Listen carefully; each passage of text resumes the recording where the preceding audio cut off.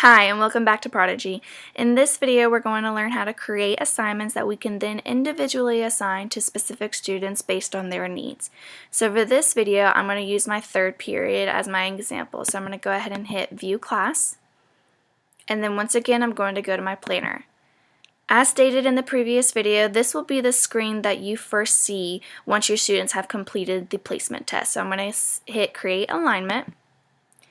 And as stated before, there are three options for you. In the previous video, we looked at standards and specific skills that we can assign to students. For this video, we're going to learn about assignments that we can create that will allow us to create a specific set of questions from a specific skill set that we want the students to practice in. So I'm going to go ahead and click on the first option and hit Continue. Now, what I love about Prodigy is that it's linked and aligned to the Common Core standards. These are the standards that our school uses and that most schools in the state of Georgia use. So that is awesome because it is standard aligned. There is no ifs, ands, or buts about this. This is going to be great for your classroom. And as stated before, we are in 6th grade. So the skill selection, it ranges from your 2D shapes all the way down to your variable expressions and equations. We are currently learning about proportional relationships, so I'm going to actually hit the down arrow so that I can see what all is a subset of proportional relationships. Now we have talked about the unit rate, which is the better by. And then I also want the students to work on word problems because that is our long-term SMART goal, is that the students are going to get better at word problems. So I'm going to just leave it with those two skills and then hit next. But before I do, these arrows over here, if you hover over them, they will give you an example of what these questions will look like. So for the what is the unit rate word problem skill, an example question is Angelita is out grocery shopping. She buys 4 pounds of bananas for $4. What is the unit rate for the bananas in dollars per pound? So that's going to be an example problem that the students might see. Then we're going to hit next.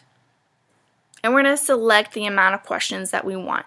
So for the word is the unit rate word problem, let's have them have 10 questions, and then let's also have 10 questions for which is the better by. I feel that 10 questions is going to be a great amount of questions for them because it's going to be enough to get them to practice each skill set, but not too much that they're going to get bored or burn out with the questions. So we have 20 questions, and then we're going to hit next. And then I'm going to assign it, so I'm just going to assign this unit rates based on the selection that I've chosen. And then here is where it gets interesting and where it's wonderful for intervention purposes or even just differentiation in your own classes. So this is my entire list of students.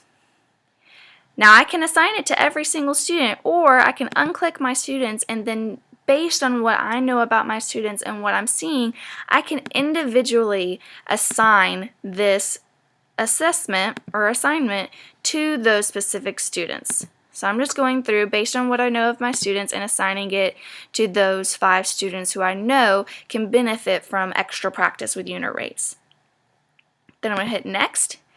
And just like before, we have to choose a start date and an end date. So I'm going to start this after we finish the skill set on December 7th. I'm going to start it December 10th. And I'm going to give them the week to do it. And I'm going to hit create. And there it is. That assignment has been successfully created, and those specific students will see it in their dashboard whenever the next time they log into Prodigy. Thanks so much, and I'll see you in the next video.